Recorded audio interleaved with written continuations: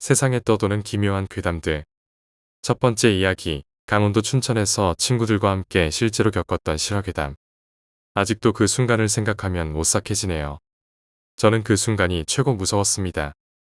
수능이 끝나고 홀가분한 마음으로 친구들과 놀러 다니던 때였어요. 제가 다니는 학교가 춘천에 있는 모모모모모 고등학교거든요. 하여튼 학교를 땡땡이 치고 우리는 한 친구 자취방에 놀러 가게 되었어요. 민규랑 성일이랑 저까지 해서 3명인데 정말 중학교 때부터 친구였거든요. 그래서 매일 3명이서 붙어 다니다시피 했어요. 하여튼 그날따라 할 일도 없고 해서 민규의 자취방에 놀러가서 무흐한 비디오를 심층 분석 및 토론하려고 비디오를 빌려서 보는 중에 민규랑 성일이랑 말다툼을 하더라고요. 매일 둘이 티격태격 싸우는 터라 저는 그냥 비디오나 보고 있었는데 둘이 싸우는 게 점점 거칠어지는 거였어요. 안 되겠다 싶어서 중간에서 싸움을 말리는 최고 좋은 방법이 담배를 하나씩 물게 하는 거였거든요. 그래서 전 얼른 담배를 사러 슈퍼를 갔다가 돌아왔는데 이미 일이 터진 거예요. 민규가 박하스병으로 성일이의 눈을 때려서 성일이는 한쪽 눈을 부여잡고 미친 듯이 소리를 질렀어요. 성일이는 몇 달 병원 신세를 지고 퇴원했지만 이미 한쪽 눈을 실명한 상태였어요. 양쪽 부모님은 법정 공방으로 엄청 싸우고 있는 중이었고요. 그러던 어느 날 병으로 때린 민규가 성일이를 찾아와서는 무릎을 꿇고 미안하다고 하는 것이었어요. 솔직히 저 같으면 사과를 안 받아주겠지만 성일이 너무 알았다고 괜찮다고 그러는 거였어요. 그러면서 성일이 표정은 알 수 없는 그런 표정이었어요. 정말 한 번도 본 적 없는.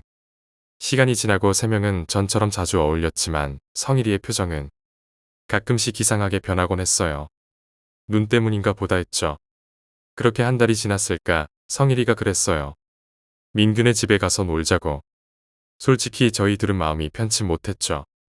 눈을 다친 곳인데 자꾸 가자고 하니 할 수 없이 갔지요. 가서 늘 그런 것처럼 담배도 피우고 야동도 보고 비디오도 보고 채팅도 좀 하고 그러다가 성일이가 그러더군요. 눈 때문에 술 못 마신 지 너무 오래돼서 마시고 싶다고요. 우리도 마시고 싶던 터라 술을 사가지고 자취방에 다시 들어왔어요. 3명이서 술을 계속 마시다가 점점 술이 취하고 그러다 보니 민규가 성일이한테 울면서 미안하다고 그러고 원래 술 취하면 이성보다는 감성이 앞서잖아요. 저는 중간에서 술이 끊기지 않게 계속 마시는 중이었고 아마 그때 3명이서 오랜 시간 동안 참 많이도 마셨어요. 그러다 언제 잠이 들었는지도 모르게 잠이 들었어요. 몇 시간쯤 지났을까 비명소리가 나더라고요. 비명소리 비슷한. 그 비명소리가 술을 마셔서 그런지 꿈처럼 느껴지는 거예요. 그래서 한참을 누워있다가 눈을 떴는데 정말 심장이 멎어버리는 것 같았어요. 말도 안 나오고 몸이 움직여지지도 않더라고요. 뭐랄까 몸이 이빨이며 다리가 미친 듯이 떨리더라고요. 왜냐하면 눈을 떴을 때 성일이가 자고 있는 민규 옆에 다가가서 눈을 젓가락으로 찌르고 있었어요. 아니, 눈에 젓가락이 꽂혀 있더라고요. 그 순간에 가서 말려야 한다는 생각보다 도망가야 한다는 생각이 앞섰지만 몸이 움직여지지 않는 거였어요. 그래서 자는 척하려고 눈을 다시 감으려고 해도 눈도 감기지 않았어요. 그 순간 고개도 돌리지 못하고 눈도 감지 못한 상태에서 지켜보고 있었어요. 몇 분쯤 지났나 저에겐 몇 시간이 지난 것 같아요. 민규가 비명을 지르다가 갑자기 멈추더라고요. 그러고 나서 성일이가 저쪽으로 고개를 확 돌렸는데 눈이 딱 마주친 거였어요. 숨이 안 쉬어지더라고요. 정말 숨이 안 쉬어져서 호흡곤란으로 죽을 것 같았어요. 성일이는 저를 한번 보고는 주위를 두리번거리다가 열쇠를 집어서 주먹으로 꽉 쥐고 저한테 다가오는 것이었어요. 그러면서 하는 말이 너도 똑같은 개자식이야 하면서 달려들었어요. 벌벌 떨면서 얼굴을 가렸는데 성일이란 놈이 정말 사정없이 열쇠를 든 주먹으로 머리통을 계속 찢더라고요. 열쇠를 송곳처럼 세워서 그러다 방문 두드리는 소리가 났어요. 아마 민규랑 제가 소리를 지르는 통에 주인집 아저씨가 듣고 나오셨나봐요. 성일이가 도망가는 소리가 들렸지만 볼 수가 없었어요.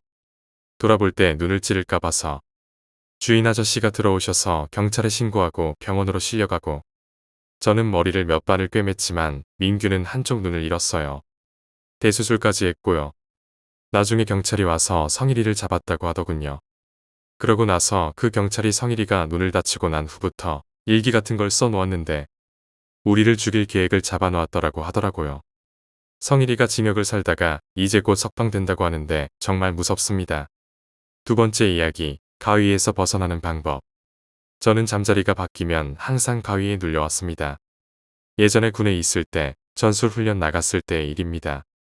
내가 가위에 눌려 누군가 보이지 않는 무언가가 나의 흉부를 압박하고 있었습니다. 답답한 마음에 잠을 깨려고 했으나 몸이 말을 듣지 않았습니다. 어떤 말도 행동도 취할 수 없었습니다. 겨우 힘을 내어 신음소리를 낼 수 있었는데 신음소리를 낸 이유는 고참이 바로 내 옆에 있었기 때문에 깨워달라는 의미에서 필사적으로 노력했습니다. 하지만 무심한 고참은 결국 저를 깨우지 않았습니다. 아침에 고참한테 그 이야기를 하니 어이없게도 난 내가 신음소리를 내길래 이상한 짓을 하고 있는 줄 알았지. 미안하다라고 하더군요. 또 다른 일은 막 잠이 들려고 할 때 누군가 내 얼굴을 심하게 때리는 것이었습니다. 정신이 멍할 정도였습니다. 아침에 일어나 보니 광대뼈 근처가 벌겋게 멍들어 있었습니다. 어젯밤 분명 나 혼자 잤는데 나한테 원한 살만한 사람도 없었고 이제 본론으로 들어가겠습니다. 가위에 눌리지 않기 위해서는 잠자는 형태가 중요합니다. 첫째, 머리를 창가 쪽으로 두지 않습니다. 되도록이면 동이 트는 방향으로 두십시오. 당신이 잠들었을 때 정체를 알 수 없는 누군가가 창문에서 당신을 노려보며 웃고 있을지도 모릅니다. 둘째, 낮잠을 되도록 피해서 불면증을 예방하십시오. 가위는 잠을 잘 때만 생기는 것은 아닙니다. 가위는 깊은 잠에 취해 있을 때는 일어나지 않습니다.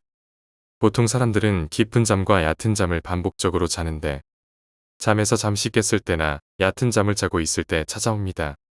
셋째, 내 방에 수맥이 흐르는지 알아볼 필요가 있습니다.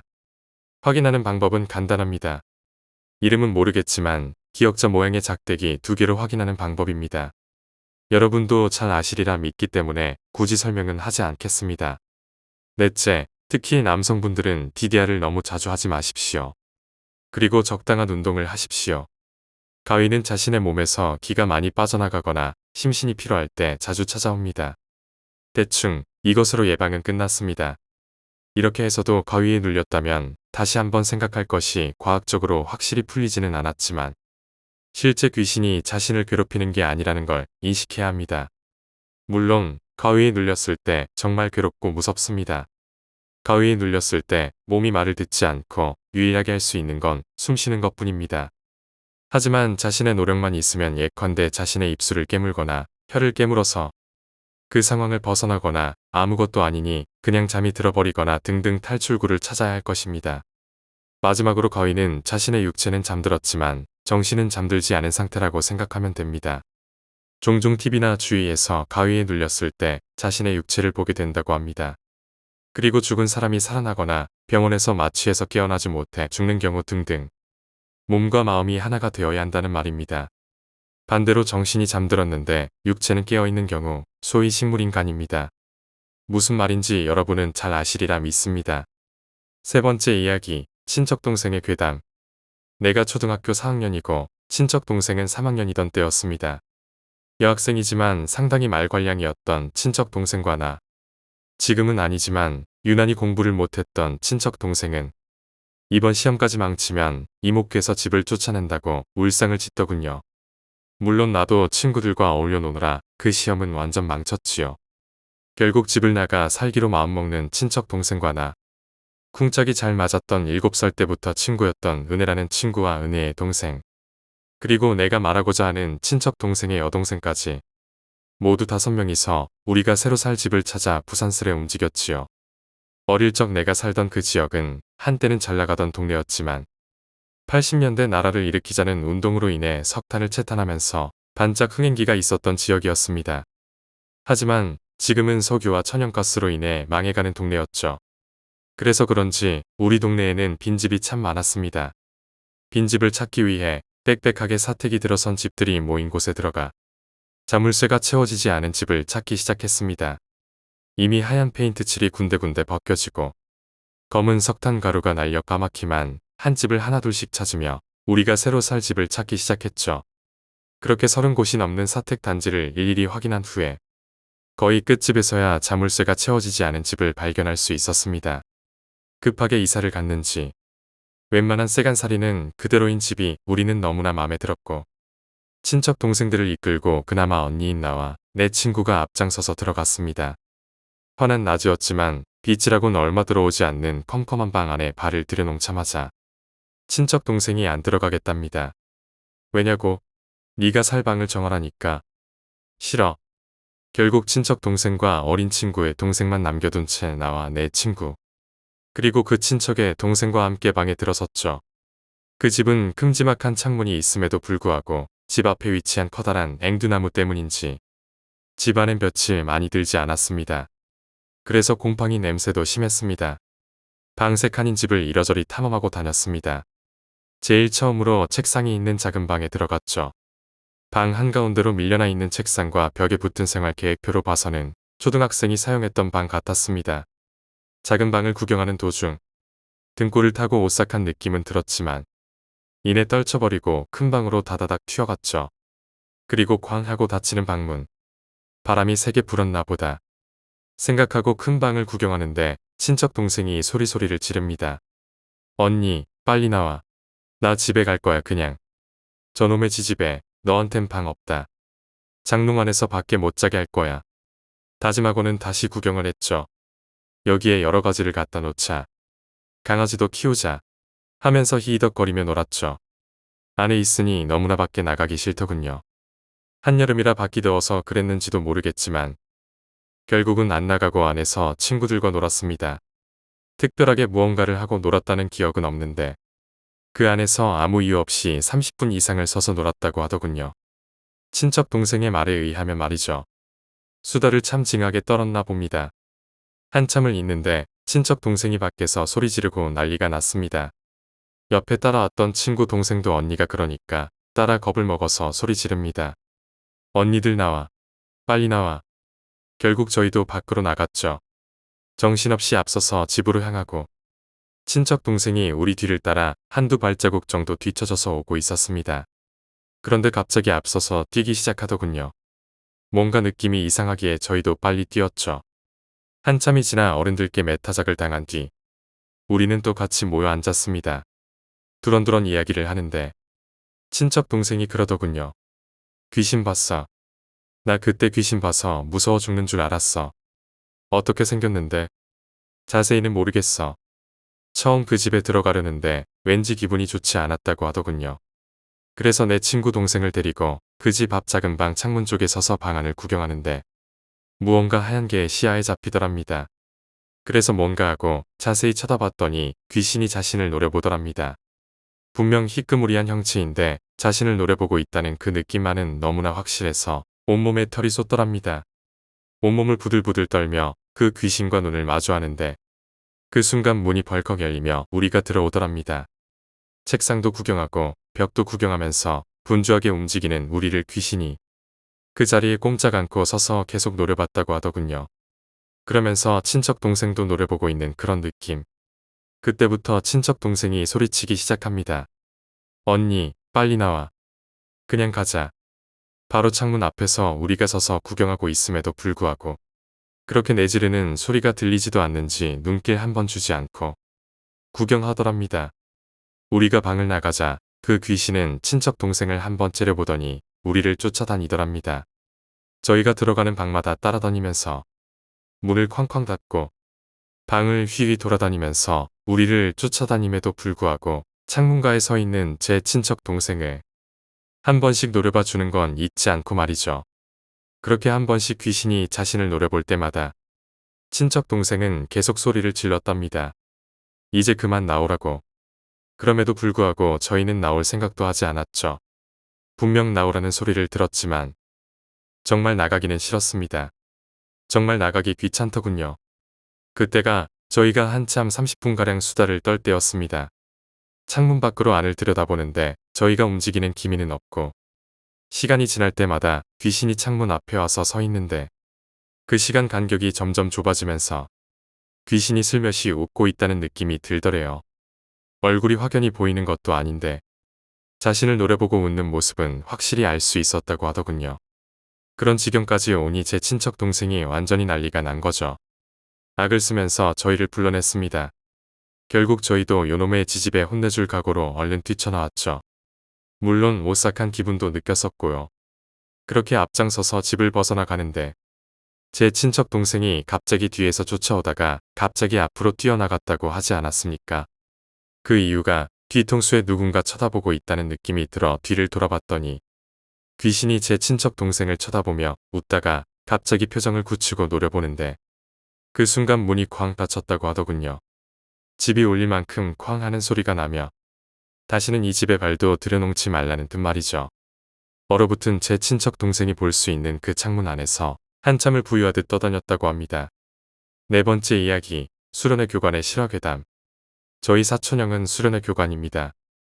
5월 하순경에 여중에서 수련회를 왔다고 합니다. 그 수련시설은 유스 호스텔 같은 곳이 아닌 자체 건물이었는데 한두 학교가 묵을 만한 숙박시설과 넓은 레크리에이션 광장, 캠프파이어를 할 수 있는 곳이 있었습니다. 그 수련회 장소로 가려면 강이 있었고 무엇보다 약간 산에 있었다고 합니다. 한마디로 시골 같은 곳이었죠. 당시 제 사촌형은 자격증을 취득하고 처음 했던 교관이었는데 처음 그곳에 갔을 때부터 뭔가 섬뜩한 느낌이 들었다고 합니다. 알 수 없이 기분이 나빴다고 합니다. 여학생들이 도착하자 낮에 소지품 검사와 숙소 배정을 하고 하루 일정이 지나갔습니다. 밤이 깊어지고 어두워질 무렵 수련회 간부 최고 참자가 무서운 이야기를 해주었다고 합니다. 몇 년 전 이맘때쯤 이곳에 왔던 여학생 하나가 강에 빠져 죽은 적이 있어. 여중생들은 믿지 않는 분위기였지만 고참은 진지하게 얘기했습니다. 그 여학생은 실종되었는데 찾다 못 찾고 학교가 돌아간 후에야 강 하류 쪽에서 온몸이 퉁퉁 부은 채로 발견되었어. 형도 처음에는 무서운 얘기를 잘하시네 하며 듣다가 조금은 무섭다는 생각이 들었다고 합니다. 여중생들은 새하얗게 질려서 아무 말도 못하고 있었다고 합니다. 완전히 어두워진 후 형과 교관들은 담력 체험 코스를 마련했다고 합니다. 수련회장을 한 바퀴 도는 간단한 것이었지만 산골이라서 분위기가 압권이었다고 합니다. 여중생들은 너무 무섭다고 하여 2명당 한 조로 계획했던 것을 4명당 한 조로 변경했다고 합니다. 그때까지만 해도 형은 여중생들을 어떻게 놀려줄까 신이 났다고 합니다. 형은 검은 옷에 갓을 쓰고 저승사자 분장을 하고 가는 길목에 숨어 있었습니다. 어두운 산골에 혼자 귀신 복장을 하고 숨어 있으니 처음에는 신났던 형도 점점 두려워지기 시작했다고 합니다. 다행히 선두에 있던 1조와 2조는 금방 형이 있는 곳으로 와서 살짝 놀라게 했다고 합니다. 그런데 그 다음 조가 너무 늦었다고 합니다. 아마도 귀신을 보고 너무 놀라 지체되나 보다 싶어서 그냥 앉아 있었는데 그만 잠이 들었다고 합니다. 얼마나 잤는지는 모르겠고 간부들이 서로 위치 확인을 위해 손전등을 살짝 비췄는데 저 멀리서 불빛이 보이길래 아직 안 끝났구나 싶어서 계속 서 있었답니다. 한 2분쯤 지났을까 가만히 보니 길 옆에 한 여중생이 앉아 있더라고요. 그래서 형은 너무 무서워서 따로 일행과 떨어졌나 싶어서 울고 있는 것 같아 데려다 주려고 다가갔는데 덩치가 좀 큰 여학생이었답니다. 일으켜 주려고 하는 찰나 그 여학생이 뒤를 돌아봤는데 얼굴이 퉁퉁 불어있고 온몸이 물에 젖어 있었다고 합니다. 눈에는 흰자밖에 없고 덩치가 커 보였던 것도 몸이 물에 불어서였다고 합니다. 형은 놀라 소리치며 도망쳤답니다. 다행히 뒤따라오지는 않았지만 숨을 헐떡이며 교관 숙소로 가보니 이미 늦은 새벽 시간이고 교관들은 놀라며 물었습니다. 너 어디 있었어? 담력 체험 끝나고도 안 보여서 날 밝으면 찾으려고 숙소로 들어와 있었어. 나중에 형이 알게 된 사실이지만 그 수련시설 측에서 그 귀신이 가끔 목격된다고 했습니다. 그래서 해마다 제사를 지내주고 형이 보았던 불빛은 제사 지내던 향불이었다고 합니다. 5번째 이야기, 센서 괴담. 조금은 기이했던 일에 관한 이야기입니다. 혹시 움직이는 물체가 있으면 자동으로 불이 켜지는 현관 센서 아시나요? 이번에는 저희 집 센서에 대해 이야기해볼까 합니다. 하루는 집에서 저랑 엄마랑 둘이서 TV를 보고 있었습니다. 그날은 토요일이라 TV에서 영화를 하고 있었죠. 그날은 저희 집에 남자가 없었습니다. 아빠는 출장 중이었고 오빠는 친구들과 약속이 있어서 나갔었죠. 영화를 시청하다가 저는 갈증을 느끼고 부엌으로 갔습니다. 한창 정수기에서 물을 받고 있을 때였습니다. 그때 갑자기 현관 센서가 작동하면서 현관불이 켜졌습니다. 저는 순간적으로 깜짝 놀랐지만 오빠가 왔나 하며 인터폰을 들었습니다. 그 화면에서는 밖에 아무도 없었습니다. 저는 왠지 모를 무서움과 호기심에 현관문을 열어볼까 하다가 혹시나 하는 생각에 그냥 인터폰만 들여다보며 사람을 찾았습니다. 이상하다. 사람이 들어와야 센서가 작동할 텐데 라고 생각하며 그냥 옆집에 사람이 들어가는데 우리 집 센서가 작동했나 보다 했습니다. 여러 가지 생각을 하고 있을 때 현관불은 다시 꺼졌고 저는 아무 생각 없이 물컵을 들고 다시 방에 가서 엄마와 함께 TV를 보다가 잠들었습니다. 한 새벽 3시 반쯤 되었을까요? 아까 물을 너무 많이 마신 탓에 화장실에 가고 싶어서 잠에서 깼습니다. 저희 집 구조가 화장실이 현관에서 그리 멀지 않은 곳에 있어 화장실에 가려면 현관이 옆으로 보이는 구조입니다. 침대에서 부시시 일어나 방문을 열자 받기 화난 겁니다. 불이 다 꺼져 있을 텐데 하며 내가 켜놓고 잠들었나 하며 화장실 가는 김에 꺼야겠다고 생각했습니다. 가는 길에 부시시한 눈으로 불빛이 있는 곳으로 눈을 돌렸는데 그곳은 마루나 방이 아닌 현관문이었습니다. 저는 순간적으로 공포를 느꼈습니다. 새벽 3시 반에 누가 저희 집 현관 앞에 서 있거나 지나가겠습니까? 저는 두려움을 참고 인터폰으로 밖에 누가 있는지 확인했습니다. 혹시 오빠가 술에 취해 집에 못 들어오고 현관에서 자고 있나 하는 엉뚱한 생각도 들어서였죠. 그런데 아무리 확인해도 밖에는 아무도 없었습니다. 더욱 무서운 건 현관 센서가 꺼질 생각을 하지 않았다는 겁니다. 제가 화장실에 갔다가 마루 소파에 앉아 머리를 식힐 겸 커피 한 잔을 타서 다 마실 때까지도 불이 켜져 있었습니다. 커피 한 잔을 다 비우고 나니 센서가 고장이 났나 보다라고 생각이 정리되었습니다. 그래서 저는 내일 수리기사를 불러야겠다고 생각하고 다시 제 방으로 가서 잠을 청했습니다. 다음날 아침에 오빠가 들어와서 저는 어젯밤 일을 말했습니다. 오빠가 이상하다는 듯 말했습니다. 현관 센서는 신발장으로 사람이 들어와야지만 불이 켜져. 밖에 누가 지나가도 켜질 수가 없는데 저게 어떻게 켜졌지? 진짜 고장 났나 보다. 저는 오빠의 말에 조금 겁을 먹었지만 고장이야 고장하며 대수롭지 않게 넘겼습니다. 그날 오후에 수리기사를 집에 불러 어젯밤 일을 말씀드리고 수리를 부탁했습니다. 기사님은 잠깐 센서를 살펴보시더니 이거 전혀 이상이 없는데요. 상태가 너무 양호해서 이거 10년은 넘게 쓰겠어요. 라고 농담을 하셨습니다. 그럼 어젯밤 그 불은 무엇이란 말인가요? 저는 당황해서 기사님께 물어봤습니다. 혹시 밖에 누가 지나가거나 서 있어도 센서가 작동하나요? 그러자 기사님은 현관 불이 왜 달려 있겠습니까? 신발 벗고 신을 때 쓰라고 있는 거죠. 밖에서 사람들 지나가는 것까지 일일이 반응하면 전기세 엄청 나가요. 그렇다면 어제 제가 마루에서 커피를 타서 그 한 잔을 비울 때까지 적어도 15분은 좋게 되었을 텐데 그 시간 동안 누군가가 저희 집 현관에 있었다는 말이 됩니다. 보통 센서는 길어도 1분도 안 돼서 꺼지게끔 설정되어 있으니까 센서에 잡히는 것이 있어야 불이 계속 켜지지 않습니까? 그 후 저는 그때의 공포감에 한동안 현관 센서를 수동으로 켜고 끄며 다녔고 지금은 아예 수동으로 켜고 끄는 버릇이 생겼습니다. 이제 자동이라는 말이 무색합니다. 6번째 이야기, 군대 괴담. 전 2000년도에 군 입대해서 아주 땅끝 마을로 군 배치가 되었습니다. 전남 고흥에 근무했거든요. 여러분들이 알고 계시는 마파도가 있는 곳이죠. 거기에 있는 충장부대는 거의 해안 근무 위주로 하는데요. 취약 시기 때나 정기적으로 해안 근무를 교대로 해나가고 있는 곳이죠. 전 박격포 중대라 지원 근무로 나갔던 편이었습니다. 제가 주로 취약 시기 때 해안 근무 섰던 곳이 율포해수욕장이었는데요. 저녁 6시부터 다음날 아침 6시까지 정해진 초소에서 근무를 서고 나옵니다. 한때는 근무를 나가는데 비가 조금씩 오더니 조금 어둑어둑해지더군요. 제가 근무를 섰던 초소가 산비탈진대라 더욱더 어두웠고요. 비가 와서 그런지 부두에 사람도 없고 그냥 어둑어둑하더군요. 그 당시 부사수였던 후임도 나란히 근무를 서고 있었는데요. 비가 와서 초소 안에서 근무를 서고 있는데 초소창에 어느 이상한 물체가 지나가더군요. 깜짝 놀라서 밖으로 뛰쳐나와서 암구호를 외쳤습니다. 그 물체는 분명히 노인이었습니다. 지팡이를 들고 있는 그 노인은 슬그머니 우리를 쳐다보고 가던 길을 가고 있었죠. 이상했던 건 분명히 누군가가 올라왔다면 인기척이라도 느꼈을 텐데 그리고 올라오는 길에 초소문이 바라보고 있기에 확실히 보였을 텐데 너무 이상했었죠. 그리고 더욱 이상한 건 그 노인이 향하는 쪽은 길이 없었다는 겁니다. 게다가 어두웠기에 앞이 보이질 않았고요. 저희는 그냥 다시 돌아오시겠지 하고 근무를 서고 있었는데 끝내 그 노인은 길 아닌 길로 가시고 다시는 오시질 않더군요. 찜찜한 기분에 그 노인의 초점 없는 눈이 자꾸 생각이 나더군요. 근무 철수하고 나서 소초장한테 얘기를 했습니다. 소초장님, 근무 중에 이상한 노인을 봤습니다. 소초장은 등골이 오싹해졌습니다. 그 노인 자주 오는 분이야. 그리고 사람이 아니야.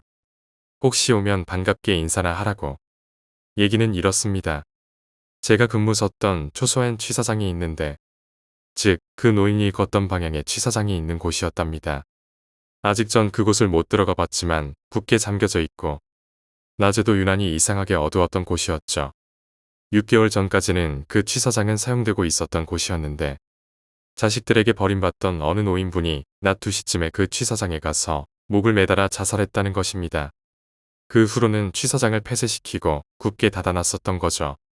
그 이후로 가끔씩 초소에 근무 서면 노인이 쓱 하고 그냥 지나가는 걸 목격했다고 합니다.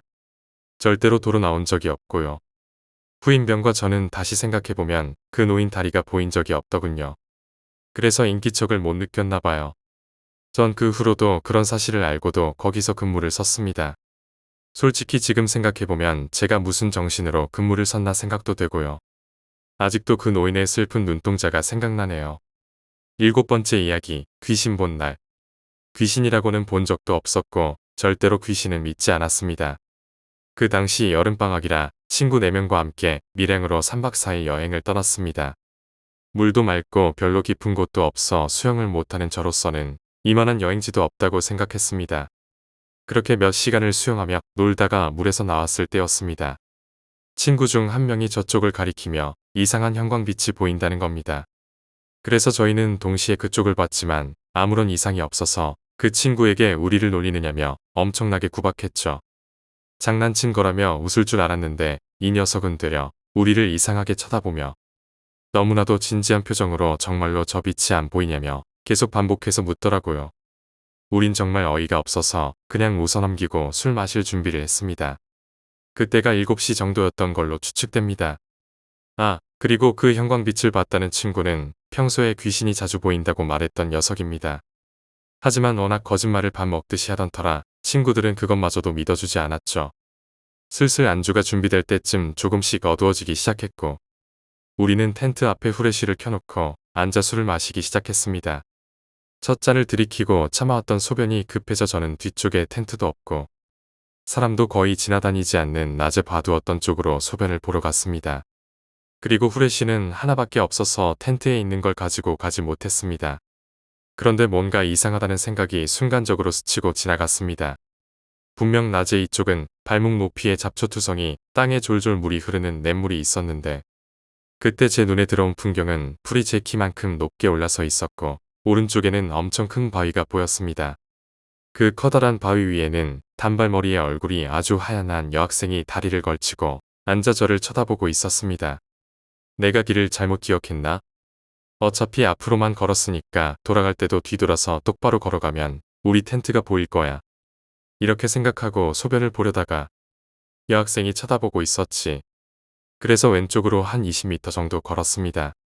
다시 바지 지퍼를 내리려는 순간 그대로 얼어버리고 말았습니다. 대낮에도 친구의 얼굴을 잘 알아보지 못하는데 안경도 끼지 않았고 그 깜깜한 밤에 여학생의 얼굴이 너무나도 또렷하게 보였기 때문이죠. 너무 놀라 고개를 돌려왔던 길을 봤습니다. 그때 심장이 멎는 것 같았습니다. 분명히 20m 정도를 반대쪽으로 걸어왔는데 고개를 들어 앞을 봤을 때 제 눈에는 처음 봤던 그대로 제 키만큼 높이 솟은 풀과 커다란 바위, 날 쳐다보는 단발머리의 얼굴이 하얀 여학생이 보였습니다. 이걸 본 순간부터 몇 분간의 기억이 떠오르지 않습니다. 어느 순간 갑자기 팔이 흔들렸고 다시 제 시야에 들어온 것은 낮에 봤던 그 낮은 잡초가 있는 모습이었습니다. 친구가 저의 팔을 흔들어 제가 정신을 차린 것이죠. 친구가 왜 그렇게 뭐에 홀린 사람처럼 앞으로 걸어가느냐면서 저를 이상하게 보더라고요. 제가 기억하지 못하는 몇 분 동안은 즉 홀려서 그 여학생을 따라갔다는 말이 됩니다. 친구의 손을 잡고 정말 우리 텐트가 있는 곳으로 미친 듯이 뛰었습니다. 눈에서는 눈물이, 코에서는 콧물이 얼굴을 뒤덮었고 저는 울면서 뛰었습니다. 텐트에 도착해서 식은땀은 비 오듯 흐르고 몸은 심하게 떨렸습니다. 말도 제대로 나오지 않았습니다. 친구의 얘기로는 소변 보러 바로 뒤편에 간 놈이 하도 오지 않아서 가봤더니 제가 손을 앞으로 뻗은 채로 뭘 잡으려는 듯이 흐느적거리며 천천히 앞으로 걸어가고 있더랍니다. 그래서 저의 팔을 흔들었더니 마치 최면에서 깨어난 듯한 표정으로 친구 손을 잡고 뛰었다고 하더군요. 그런데 이상한 점은 친구는 절 텐트 바로 뒤에서 발견했는데 제가 걸어갔던 약 20m의 거리는 어떻게 해석해야 할지 아직도 의문입니다. 친구들도 모두 겁을 집어먹고 우리는 더 이상 잊지 못하고 뜬 눈으로 밤을 지새우고 다음 날 바로 집으로 돌아왔습니다. 그 빛을 봤던 친구의 집에 제일 먼저 짐을 풀러갔는데 친구의 어머니가 왜 이렇게 빨리 왔냐고 물었습니다. 그래서 있었던 일을 사실대로 얘기해줬더니 친구의 어머니는 놀라며 말씀하셨죠. 거기 몇 년 전 물이 심하게 불어서 많은 사람들이 익사한 곳이야. 다시 한번 놀라지 않을 수 없었습니다. 어쩌면 친구가 봤던 형광빛은 그곳에서 죽은 사람들의 영혼이 떠나지 못하고 모여 있었던 것은 아닐까요? 8번째 이야기, 귀신과의 대화. 친구들과 동창 모임을 갖고는 얼큰하게 취기가 오른 상태로 집으로 걸어가고 있었습니다. 몇 년 만에 동창들도 보고 기분 좋게 술도 마시고 해서 콧노래가 흥얼거리더라고요. 우리 집이 시골은 아니지만 그래도 조용하고 아직 발전 중인 지역이라 사람들도 별로 살지 않는 원룸촌이었거든요. 이 지역이 원래는 산이었는데 산을 깎아서 원룸들이 들어서고 있는 그런 지역이었어요. 그래서 어둡고 한적하고 산으로 둘러싸여 있지요. 아무튼 걸어가고 있었는데 제정신이라면 새벽길이 무서웠겠지만 술에 취해서 그런지 조금은 덜 무섭더라고요. 한참 노래 부르며 가고 있는데 오줌이 마렵더라고요. 깜깜하고 아무도 없으니까 옆에 풀숲에 살짝 몸을 숨기고 볼일을 보고 있는데 고개를 들었더니 사람이 앞에 서 있는 거였어요. 분명 아무도 없었는데 어찌나 놀랐는지 오줌이 뚝 끊기고 정말 응가를 쌀 뻔했어요. 소리도 못 지르겠더라고요. 억하고 소리가 나왔어요. 놀라는 게 몇 초잖아요.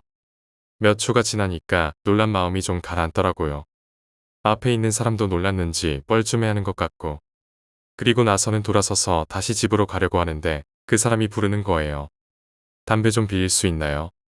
그 사람이 말을 걸어주니깐 좀 더 무서움이 덜해졌어요. 담배를 주고 불을 붙여주고 그때 얼굴을 자세히 봤는데 보통의 40대 초반 아저씨 같았어요. 평범하게 생긴. 솔직히 이 아저씨가 시비 걸어도 20살 초반인 내가 제압할 수 있을 만큼 몸도 빈약해 보였어요. 하지만 키 하나는 정말 크더라고요. 아무튼 불을 붙여주고 나서 그 아저씨가 묻더라고요. 혹시 오다가 꼬마 남자아이 봤어요? 자기 조카인데 어디 있는지 못 찾겠어요. 그래서 이 아저씨가 조카 찾으려고 이렇게 돌아다니나 보다 하고 생각했어요. 안쓰럽기도 하고 같이 찾아주고는 싶었지만 귀찮고 졸리고 해서 그냥 집으로 돌아갔어요. 다음 날 아침 숙취로 고생하며 일어나서 일하러 나가는데 형이 그러더라고요. 5살 난 꼬마가 옥상에서 떨어졌는데 아침에 발견돼서 병원에 실려갔어. 많이 다쳐서 중태지만 생명에는 지장이 없대. 그때까지만 해도 아이가 놀다가 떨어졌나 보다 생각했죠. 술도 덜 깼고 심각하게 생각하지도 않았어요. 어제 새벽 일은 잊혀졌죠. 그러고 일하러 나가서 퇴근할 무렵에 누나한테서 연락이 왔어요. 지금 빨리 뉴스 좀 봐. 우리 동네가 나온다. 그래서 뉴스를 틀고 보는데 정말 뭐라 그럴까. 온몸에 선인장처럼 닭살이 돋는다고 할까. 뉴스 내용에 우리 동네가 나오고 40살 된 남성이 나무에 목을 매단 채 자살을 했다는 거였어요. 그리고 그 사체의 조카는 옥상에서 떨어져 중태고요. 모든 게 맞아 돌아가는 거예요. 조카를 옥상에서 떨어뜨려 죽은 줄 알고선 죄책감과 두려움에 산해서 목을 매달랐구나 하고 솔직히 너무 무서웠어요. 자살하기 직전에 사람이랑 대화를 했다는 것도 대화를 했던 장소도 자살했던 장소여서 너무 무섭더라고요. 그리고 나서 집에 와서 가족들이랑 대화를 하는 도중에 난 다시 한번 놀라서 소리까지 지르고 울고 정말 난리가 났었어요. 왜냐하면 그 아저씨가 목을 매단 날이 내가 본 날보다 하루 전이었고 아저씨의 키 또한 그리 크지 않았다고 했어요. 그럼 나는 아저씨가 나무에 목을 매단 채 대화를 나눴던 걸까요? 아니면 누군가 강제로 그 아저씨를 자살로 꾸미고 그 누군가와 대화를 주고받은 것일까요? 9번째 이야기, 학교 뒷산의 묘지와 관련된 실제로 겪었던 실화괴담. 남자 공고가 있는데 학교 앞문 뒷문이 있으면 뒷문 쪽에 야산 하나를 끼고 있습니다. 산 밑으로 조금만 내려가면 아파트 단지와 도로가 나오고요. 그리 큰 산은 아니지만 묘지와 갖출 건 다 갖춘 작은 산입니다. 요 정도만 들으시고도 어느 공고인지 짐작하시는 분들이 계실까요? 이 이야기를 들려주는 오빠가 올해 32인데 이 오빠의 5년 선배가 직접 겪은 이야기입니다. 보면 학교에서 기술도 배우고 기숙생활도 하고 하는 학생들을 기능생이라고 해야 하나요? 두 학생이 있습니다. 가명을 붙여볼까요? 시기와 허니 오빠 이렇게요. 이 두 오라버니들은 늘 그랬지만 그날도 학교 뒷문 쪽 담 넘고 산 넘어 한두 잔 걸치시려고 마시를 나갔답니다. 뒷문 쪽 담을 넘으면 바로 산인데 그리 높지 않은 산이라 조금만 넘어서 산 아래로 내려오면 아파트와 도로가 바로 나옵니다. 그렇게 마시를 나갔다가 다시 학교로 돌아가려고 산을 오르던 중 동시에 산중턱을 쳐다보게 되었답니다. 무언가 서 있다는 느낌을 동시에 받았답니다. 아니나 다를까 어떤 여자가 서 있었습니다. 산중턱은 바로 달빛 아래였고 올라왔던 길을 다시 내려가면 바로 아파트와 도로이기 때문에 그리 어둡지 않았답니다. 그 여자의 행색은 아래 위로 알록달록한 색동 한복을 입고 머리는 단발머리를 하고 있었답니다. 나이는 36 정도의 나이였고 좀 반반한 얼굴이었다고 합니다. 비록 술을 한두 잔 걸쳤지만 달빛 아래 그 모습은 선명했답니다. 그리고 술도 그렇게 많이 마시지 않은 상태였고요. 두 오빠와 아줌마 사이의 거리를 간단히 표현하자면 그리 가깝지도 멀지도 않은 거리였습니다. 그냥 아줌마겠거니 하고 아무 생각 없이 지나치려던 찰나. 저기요 학생. 너무 또박또박한 발음으로 아줌마가 2번 말을 걸어오더랍니다.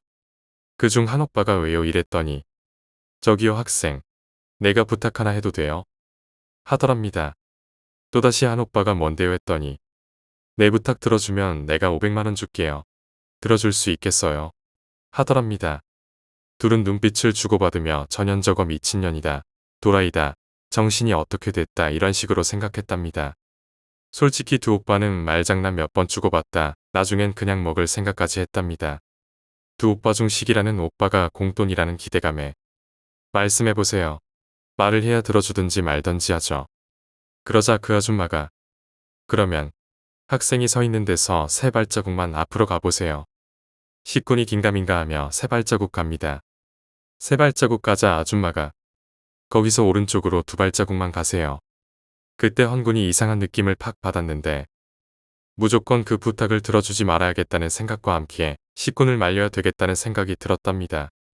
하지마 그냥 가자. 헌이가 말하자. 한번 해보자 일단. 식이 말했습니다. 옥신각신 하던 과정도 다 잘라먹고 앞으로 2발자국 갔답니다. 그 자리에서 아줌마를 보며 여기 말하는 거예요? 라며 물어봤더니 아줌마가 씩 웃으면서 맞다고 고개를 빠르게 끄덕끄덕 하더랍니다. 그러면서 땅을 파보라고 손으로 흙 파는 신용을 하더랍니다. 묘사를 하자면 강아지들 허공으로 들어올리면 땅으로 내려가고 싶어서 발을 허우적거리듯이 그런 식으로 파보라고 하더랍니다. 옆에 30cm 정도 되는 굵지도 얇지도 않은 나뭇가지가 있길래 그걸로 흙을 파기 시작했답니다. 몇 번 흙을 헤치다 보니 어느 순간 턱하고 뭔가가 걸리길래 꺼내보니 복자가 적힌 빨간 주머니가 있더랍니다. 그걸 열어보니 피로 쓰여진 부적이 하나 들어있었고요. 그걸 보는 아줌마의 표정은 너무 좋아서 입이 찢어지듯이 웃고 있었는데 그렇게 기괴하게 웃는 사람은 처음 봤답니다. 이제 부탁 들어줬으니까 돈 주세요. 그 자리에서 한 발자국만 뒤로 가보세요. 한 발자국 뒤로 가니 또 흙을 파보라며 손을 빠르게 허우적거리더랍니다. 찜찜하지만 혹시나 하는 마음에 또다시 그 나뭇가지로 흙을 살살 치니까 뭐가 턱하고 걸리는데 100만원짜리 돈이 두 뭉탱이 있더랍니다. 200만원이었습니다. 이것을 본 헌구는 좆됐다 이건 아니다 정말 아니다 위험하다라고 생각했고 식구는 돈을 보자 말 그대로 눈이 돌아버렸습니다. 정말 돈이 있었습니다. 근데 돈이 처음 약속한 대로 500만원이 아니라 200만원이잖습니까? 아줌마 장난칩니까? 500만원 준다고 해놓고 시기가 말했습니다. 그러면 내 부탁 하나만 더 들어주면 300만원 줄 테니까 들어줄 수 있어요? 아줌마가 말하더랍니다. 속으로 별의별 욕을 다 했답니다. 우리를 가지고 노나 장난치나. 정말 미친년인가. 그치만 200만원을 정말 손에 쥐어버렸으니 나머지 돈도 손에 넣을 수 있을 거란 기대감에 뭔데요?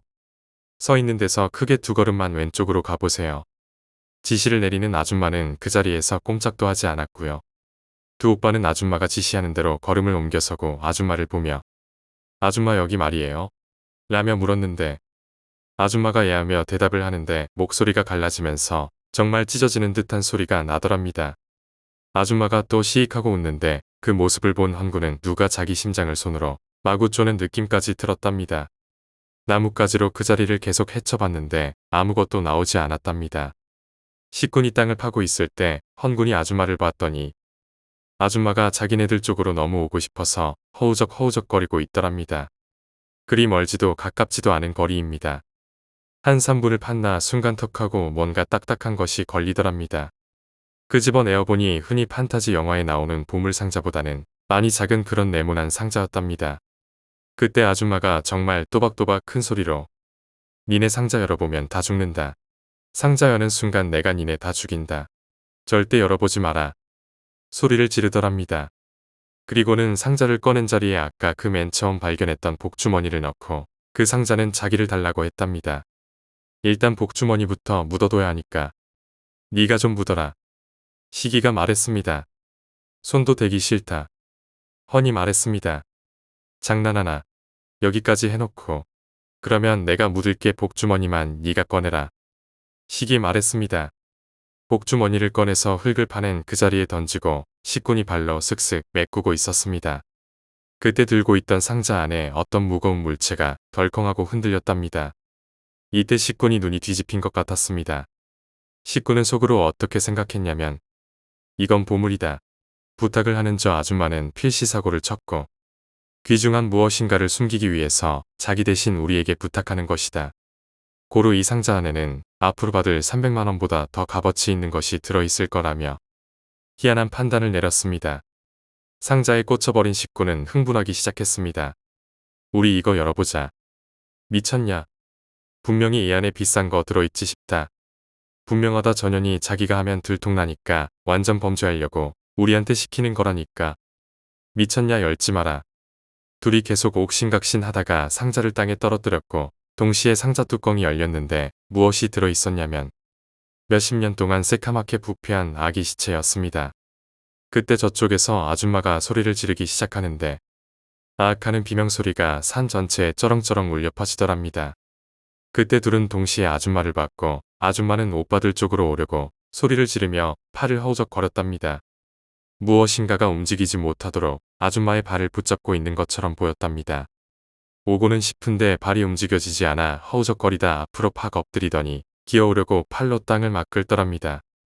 이 모습을 본 두 오빠는 정말 다리에 힘이 풀려 그 자리에서 주저앉고 말았고 식구는 뒤늦게 알게 되었습니다. 저건 사람이 아니다 라고요. 집안에 무당이신 할머니를 둔 헌구는 저 아줌마가 귀신이라는 것을 이미 알고 있었고요. 아줌마가 움직이진 못하지만 본능적으로 여기 있다간 정말 죽겠다라는 게 느껴져서 둘은 걸음아 나 살려라 하고 산 아래 도로 쪽으로 뛰어왔답니다. 도로 쪽으로 뛰어나와 둘은 또다시 털썩 주저앉아 산 쪽을 바라보니 그 아줌마가 엉금엉금 아기 쪽으로 기어가서 아기를 한 손으로 안더랍니다. 엎드린 채로 도로에 퍼질러 있는 오빠들을 옆으로 팍 째려보며 오빠들 있는 쪽으로 엉금엉금 기어오더랍니다. 오빠들은 그대로 자취방으로 뛰었답니다. 자취방으로 와서 밖에 문 안에 문 다 걸어 잠그고 너무 무서워서 소주 페트 한 병 까고 그대로 뻗었답니다. 그리곤 꿈을 꾸는데 자취방 문 밖에 그 아줌마가 아기 시체를 안고 서서 손으로 자취방 문을 스윽싹 하고 긁으며 문 좀 열어줘. 문 열어주면 내가 들어갈 수 있어. 꿈에서 깬 식구는 몸에 식은땀이 줄줄 흘러내리더랍니다.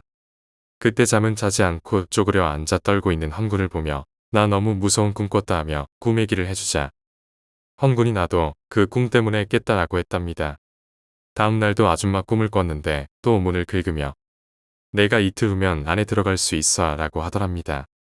이대로는 도저히 안 되겠다 싶어 자취집 주인 아주머니께 전화 좀 쓰자고 부탁을 하고 헌군의 할머니를 불렀답니다.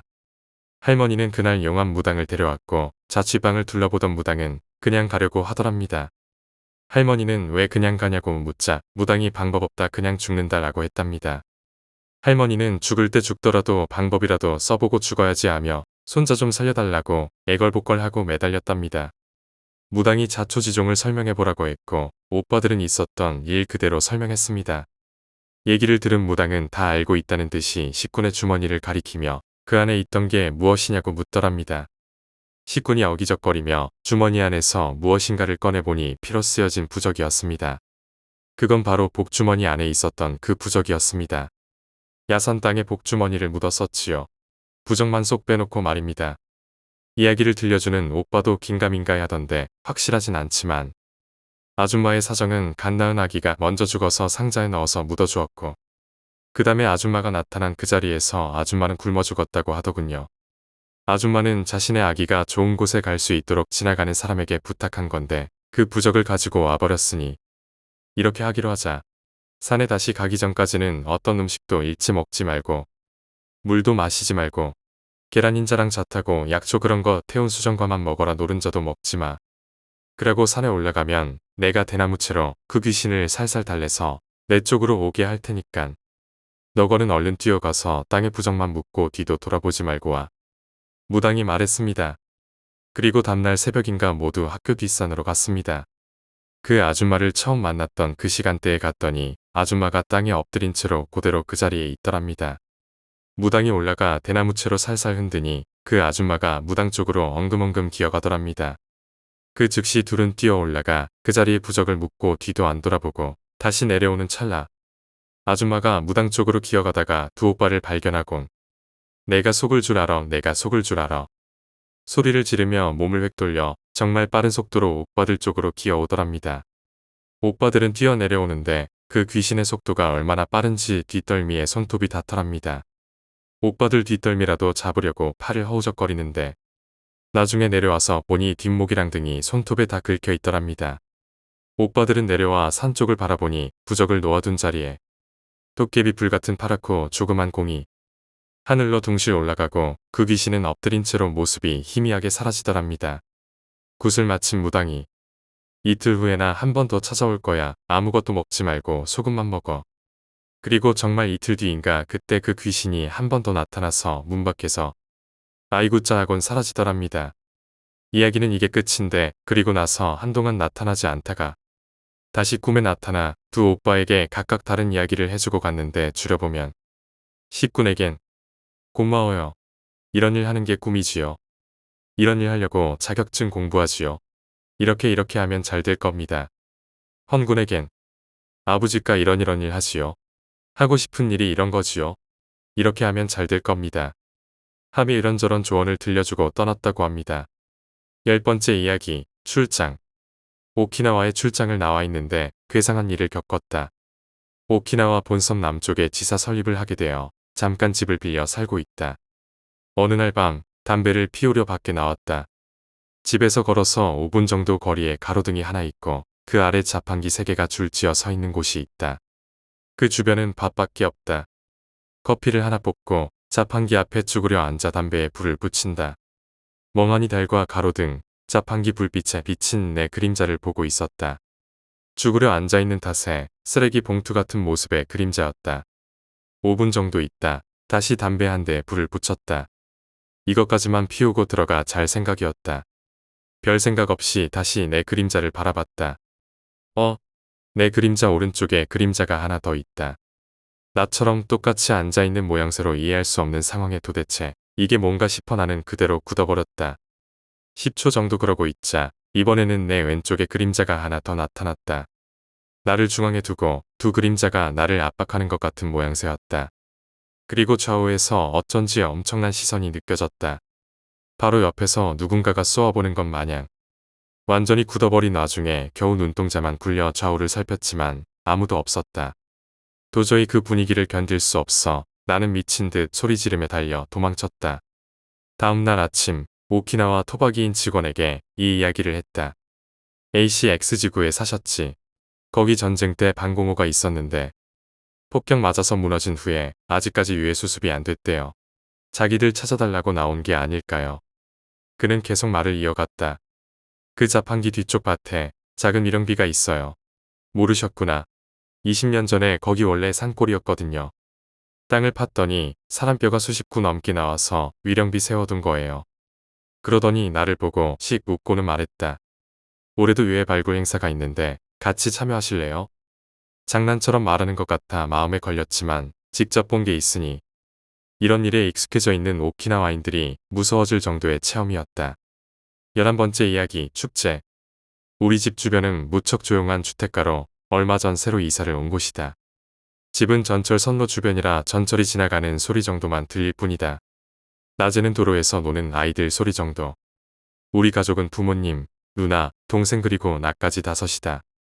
어느 날 누나가 쇼핑을 나가는데 부모님이 따라 나서 나와 동생만 남게 되었다. 동생은 아직 어린데다 누나는 워낙에 쇼핑을 오래 해서 나도 따라가고 싶지가 않았던 터다. 그렇게 집에서 동생과 둘이 앉아 있는데 갑자기 동생이 저기 형 어디서 축제하는 거 아니야? 라고 물어왔다. 무슨 소린가 싶어 고개를 갸웃거렸지만 동생의 말을 따라 바깥 소리에 귀를 기울여 보니 축제 음악이랄까 흠북을 두드리는 소리가 들려왔다. 진짜네. 라면서 둘이 신나서 밖에 나가보려는데 가족들이 돌아왔다. 이런 늦은 시간에 어딜 가려는 거니 너희들. 엄마의 질문에 동생이 축제 소리가 들려 라고 대답했다. 하지만 부모님은 고개를 갸웃거릴 뿐 그런 이야기는 못 들었는데 집안에서도 소리가 들렸는데 밖에서 안 들렸을 리가 없다. 그런데도 밖에서 들어온 가족 중 누구도 소리를 듣지 못했다는 것이다. 실제로 그날 열린 축제도 없었고 결국 그 상황은 나와 동생이 잘못 들은 걸로 넘어갔다. 하지만 그로부터 일주일 후 나 혼자 집을 보고 있던 때였다. 다시 그 소리가 들려왔다. 둥둥둥하고 북을 울리는 듯한 소리가 아무래도 신경이 쓰여서 나는 밖에 나가보기로 했다. 샌들을 신고 밖으로 나선다. 역 근처에서 소리가 들려오는 듯해 그쪽으로 향해 볼 생각이었다.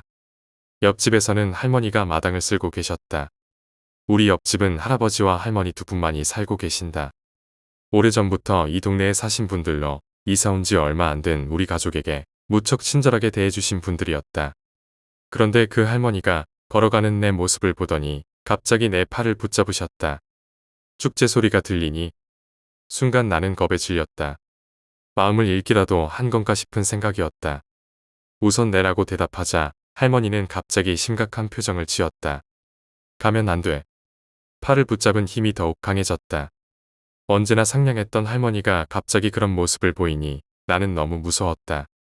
이 주변에서 축제는 하지 않아. 그러니까 절대로 가면 안 된단다.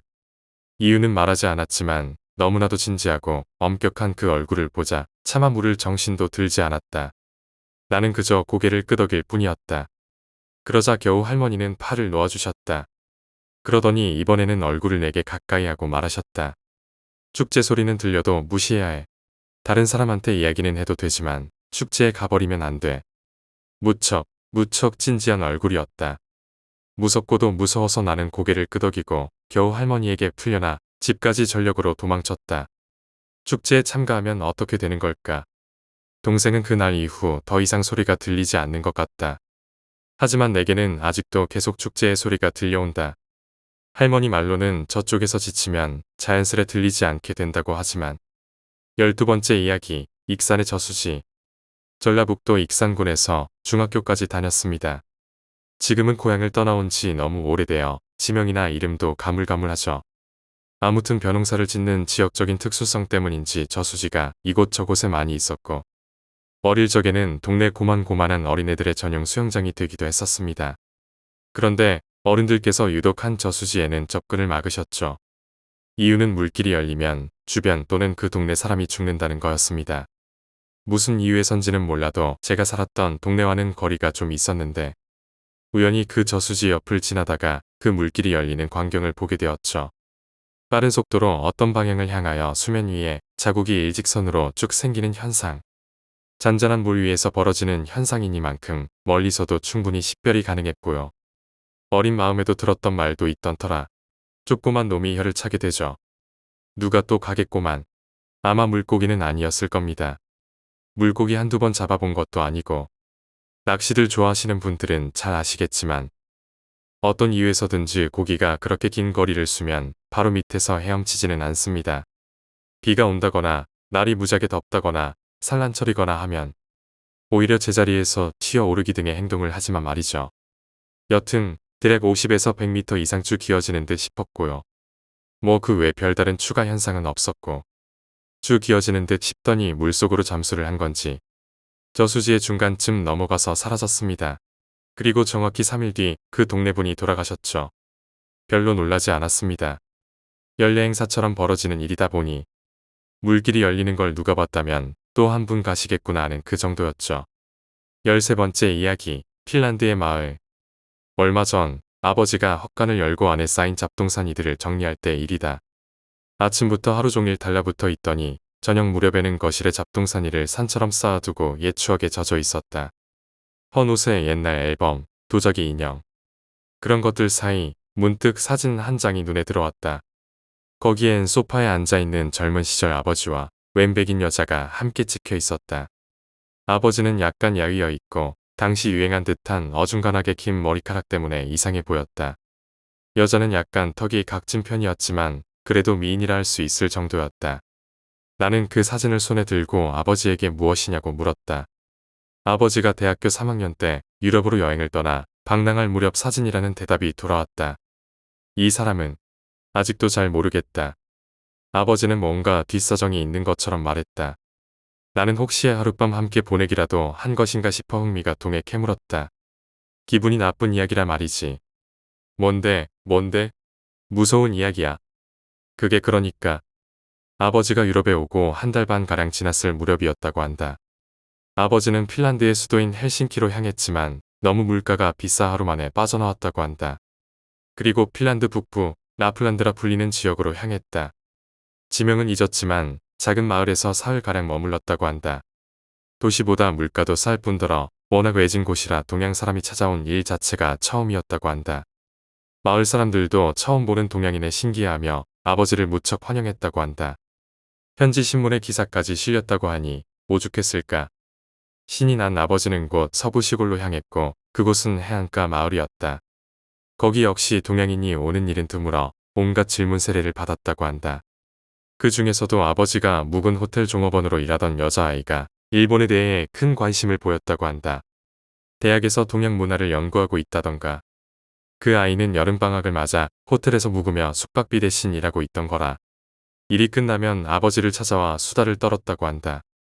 아버지의 영 모자란 영어로도 어떻게든 의사소통이 이루어진 모양이다. 그런 와중에 원나잇 스탠드를 노리는 흑심도 품었다니. 말은 그렇다 해도 정작 그때까지 헌팅 한번 해본 적 없었기에 자연스레 그런 분위기로 이어지지 않을까 기대하는 정도였다고 하지만 아버지는 심지어 재정적 무리를 감수하면서까지 일주일 정도 묵을까 고민했었다고 한다. 그러던 사흘째 밤, 그날 역시 아버지는 저녁을 먹은 후 로비에서 잠시 그녀와 이야기하고 방으로 돌아왔었다고 한다. 평소에는 금세 잠에 빠지곤 했지만 그날은 어쩐지 잠이 오질 않아 침대에서 그저 시간만 보내고 있었다. 그런데 갑자기 이상한 소리가 났다. 하는 날카로운 여자 비명소리다. 아버지는 깜짝 놀라 시계를 봤다. 새벽 2시 반이었다. 커튼을 열고 창밖을 보았다. 핀란드는 한밤중이라도 백야 현상 때문에 꽤 밝다. 호텔 앞은 광장이 조성되어 있었는데 앞에 깔린 돌계단이 아름다운 문양을 이루고 있었다. 아버지는 광장을 둘러보았다. 하지만 비명을 지른 사람은 보이지 않았다. 창을 열어 왼편 길을 보았다. 희미하게 사람 그림자가 보인다. 아무래도 일이 오고 있는 듯했다. 그리고 다시 비명이 들렸다. 아까 전보다 크고 몸만 구석구석까지 울리는 것 같은 불쾌한 소리였다. 이리로 오는 사람 그림자의 속도가 빨라졌다. 아버지는 창문을 닫았다. 하지만 커튼 그늘에 숨어 계속 밖을 바라보았다. 비명은 끊임없이 들려왔다. 이미 비명이라기보다는 울음에 가까운 듯한 소리였다. 꽤 시끄러웠지만 주변 사람들은 알아차리지 못하는 것인지 불 켜진 집 하나 없었다. 그리고 그 불쾌한 소리가 울려 퍼지는 사이 결국 사람 그림자가 광장에 들어섰다. 네글리제를 입은 여자였다. 마구 고개를 흔들어 흑갈색 긴 머리를 흐트러뜨리며 광장을 분주히 돌아다니고 있었다. 무엇인지 알 수 없는 기괴한 광경에 아버지는 계속 바라봤다. 저 여자는 무엇일까? 왜 아무도 나오지 않는 걸까? 설마 이 세상 것이 아닌 걸까? 그런 생각들을 하는 사이 광장 한가운데 문득 여자가 멈춰섰다. 어느새인가 정적이 새벽을 지배하고 있었다. 위험하다. 아버지는 온몸에 강렬한 한기가 덮쳐오는 것을 느꼈다고 한다. 몸을 숨겨 침대에 누웠다. 이불을 덮은 순간 노크 소리가 들려왔다. 아버지는 소스라치게 놀랐다. 이 한밤중에 도대체 누가 어쩔 줄 모르고 있자니 또 노크 소리가 들려왔다. 강하지는 않지만 확실하게 조심스레 문구멍으로 들여다보니 친해진 여종업원이었다. 무슨 일인가 생각할 여유도 없이 아버지는 문을 열었다. 그녀는 뭔가 이러지도 저리지도 못한 모습으로 아버지의 목덜미를 잡아 끌더니 귓속말로 말했다.